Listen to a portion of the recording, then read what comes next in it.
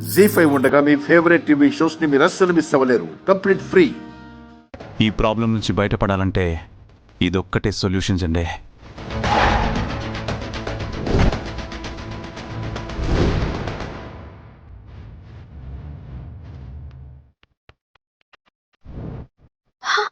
Sir sir వద్దు వద్దు sir, అందుకు అందుకు నేను ఒప్పుకోను. వద్దార్యా, అంత రిస్క్ చేయొద్దు. మరో దారి లేదండే, ఎక్కువ టైం కూడా లేదు. ఏం మాట్లాడుతున్నారు సార్? ఏది పోయినా సంపాదించుకోవచ్చు, కానీ కానీ ప్రాణం పోతే తిరిగి వస్తుందా? నమ్మకమే ప్రాణమను. నిన్నటి వరకు మనల్ని నమ్ముకొని వేలాది కుటుంబాలు నిశ్చింతగా ఉన్నాయి. ఈరోజు వాళ్లలో భయం మొదలైంది, నమ్మకం సడలిపోతుంది. సార్, ఇప్పుడు నేను రిస్క్ చేయకపోతే వాళ్ళ నమ్మకం పూర్తిగా చచ్చిపోతుంది. అప్పుడు నేను బతికిన ఉపయోగం ఉండదు.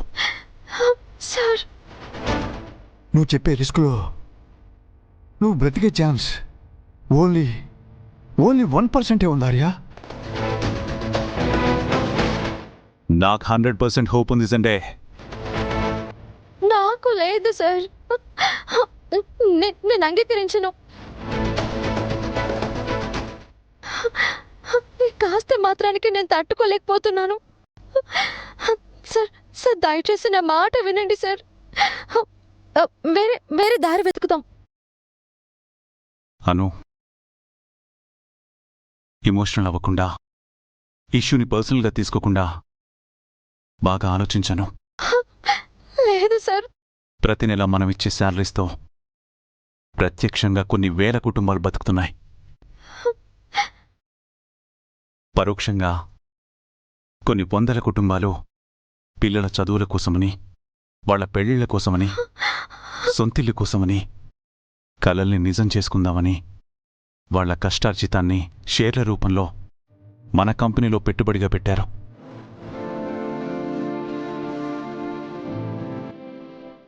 నేనొక్కని రిస్క్ చేయడం బెటరా, లేక వాళ్ళందరినీ రిస్క్లో పడేయడం బెటరా?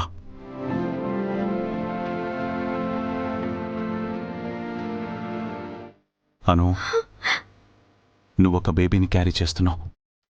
రేపు నీ డెలివరీ కూడా రిస్కే. ప్రసవం స్త్రీకి పునర్జన్మ అంటారు. నువ్వు రిస్క్ తీసుకోకపోతే మన బేబీ బయట ప్రపంచం చూడలేదు.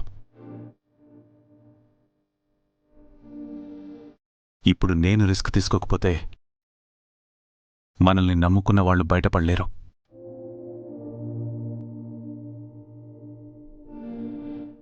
ఒక రిస్క్కి నువ్వు రెడీగా ఉన్నప్పుడు మరో రిస్క్ నేను చేయడం కరెక్టే కదా? సార్, ఇంకొక విషయం అను, ఇప్పుడు నేను బయటికి రాకపోతే నా మీద వేసిన నిందలు నిజమవుతాయి. రేపు మన బేబీ పుట్టాక నీ తండ్రి ఒక దొంగ, ఒక మోసగాడనే మాటలు పడాల్సొస్తుంది. అది నువ్వు భరించగలవా? జీ5 యాప్ డౌన్లోడ్ చేసి అన్ని ఎపిసోడ్స్ పూర్తి ఉచితంగా చూడండి.